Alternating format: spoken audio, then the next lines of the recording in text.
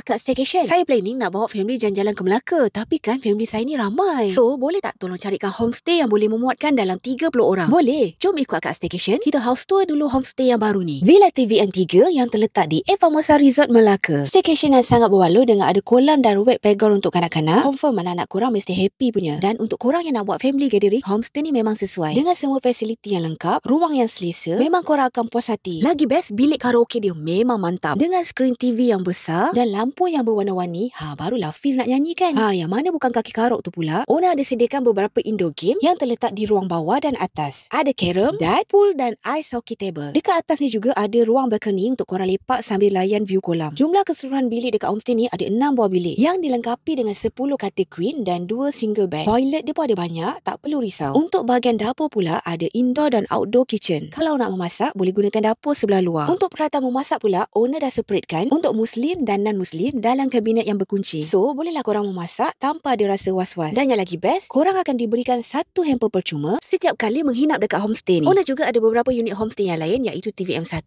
dan 2. Semua unit ni terletak dalam Famosa Resort. Cepat-cepatlah roja owner Villa TVM 3 atau klik link di bio. Okay, bye.